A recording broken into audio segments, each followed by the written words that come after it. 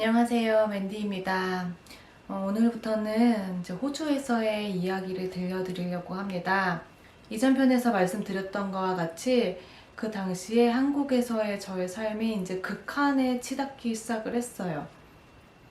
더 이상 한국에 살면은 내가 살지도 못하고 죽지도 못하는데 죽을 것만 같다. 이런 생각들이 들기 시작을 했거든요. 저한테 이제 한계가 오기 시작을 한 거죠. 몸이 아프거나 뭐 어디가 겉으로 봤을 때 이상이 있거나 그런 게 아니니까 사람들이 보기에는 뭐가 큰일 난 것처럼 보이진 않지만 제 안에서는 계속 썩어가고 죽어가고 있던 상황이었어요. 지금은 굉장히 많이 오픈도 되고 그냥 아픈 걸로 분류가 돼서 이상하게 생각하지 않고 숨기지 않아도 되는 것들이지만 그때 당시만 해도 이런 정신적으로 아픈 것들이 좀 숨겨야 되고 뭔가 정상인이 아닌 것처럼 그렇게 대우를 받던 시대였거든요. 그때까지만 해도. 그래서 제가 정신적으로, 영혼적으로, 마음적으로 아픈 것들을 오픈하지 못하고 저 혼자 골마가고 있었던 거죠.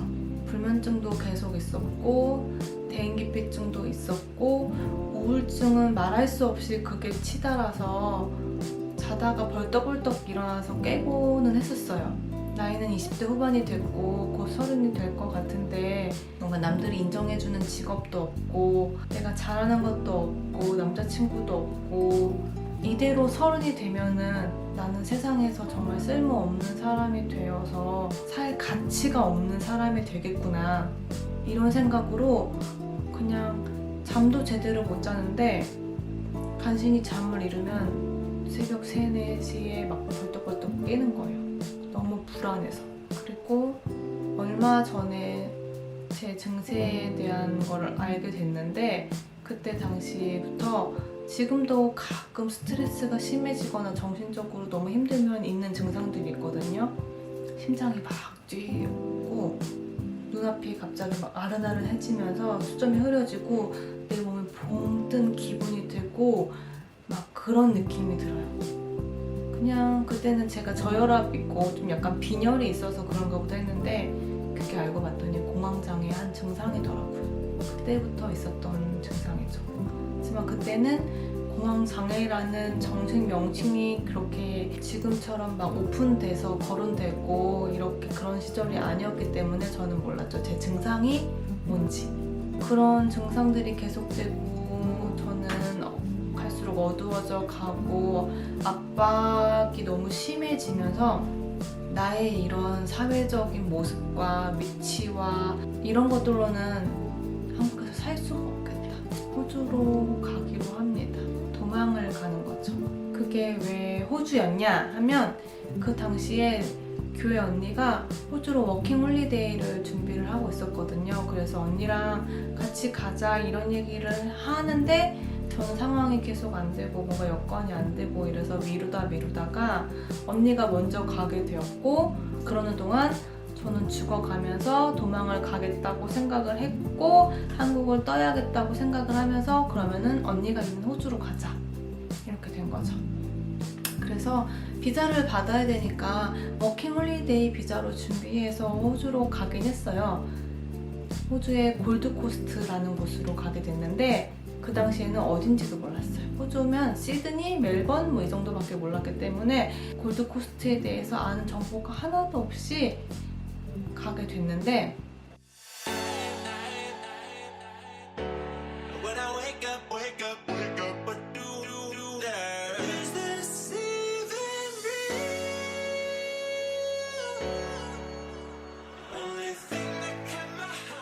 그 언니가 쉐어하우스로 있는 집에 룸메이트가 없었고 그 방에 내가 들어가면 됐었으니까 그냥 아무 생각 없이 호주로 가게 됐습니다.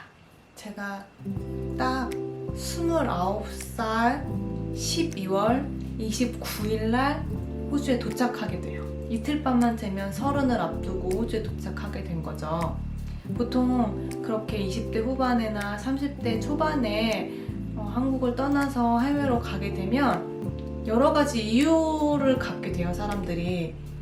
내가 세운 계획도 있겠지만 그게 설령 사실이 아닐지라도 주변 사람들에게 말할 수 있는 핑계거리라도 뭔가 조금 이유 같은 이유들을 갖고 떠나거든요. 내가 그동안 열심히 살았던 거에 대한 보상으로 여행을 좀 하면서 휴식을 하면서 경험을 쌓는다든지 아니면은 해외에 나가서 돈을 번다든지 학교를 가겠다든지 영어 공부를 하겠다든지 이러한 조금 그럴듯한 남들이 보기에도 끄덕할 만한 그런 이유들을 가지고 호주로 가거나 외국을 가거든요. 근데 저는 그런 게 하나도 없었어요. 그런 이유들이 없었어요. 그냥 나는 살아야겠다. 그 이유 하나만을 가지고 그냥 호주로 갔어요. 뭐 없었어요. 돈을 벌어야겠다, 영어 공부를 해야겠다 그런 거 하나도 없이 그냥 나 숨 좀 쉬어야겠다. 제가 호주에 도착하자마자 딱 느낀 기분이 뭐였냐면 편하다 이거였어요. 호주에 딱 도착했을 때는 나를 아는 사람이 아무도 없는 거예요.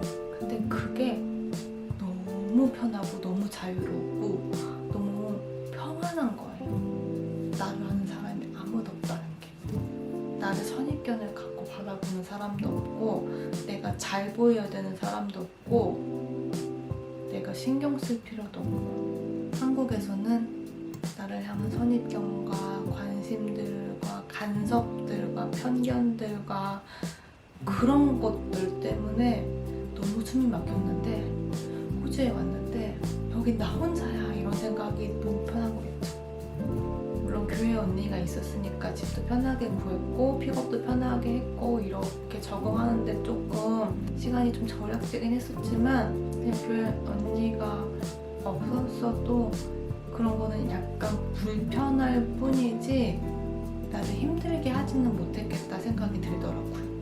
근데 호주에 처음 가서 집에 도착하자마자 놀랬던 게 언니가 이제 쉐어하우스라 그래서 집주인은 따로 있고 방을 세들어 사는 개념이라고 했었어요. 그래서 그때 당시에 방 3개가 있는 아파트였는데 7명이 살고 있다고 했었거든요. 저는 당연히 여자들끼리 사는 줄 알았죠. 근데 웬열 옆방에는 남자애들 3명이 사는 거예요. 다행히도 화장실은 2개가 있어서 남자애들 화장실, 여자애들 화장실을 따로 사용할 수 있었지만 어쨌든 간에 한 집에 모르는 남자애들이랑 같이 살아야 되는 거예요.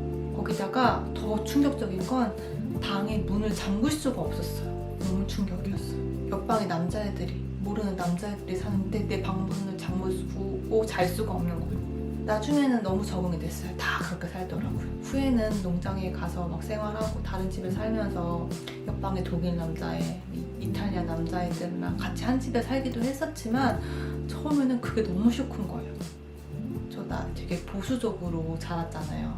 아빠 때문에. 학창 시절에는 여자친구 집에 가서도 자고 오는 거 허락하지 않는 그런 생활을 했었는데 옆방에 모르는 남자애들이 사는데 방문이 안 잠기는 그런 데서 생활을 하게 된 거예요. 그래서 처음에는 도착해서 부모님께 말도 못했어요. 여자애들끼리만 산다고 얘기를 할 수밖에 없었어요.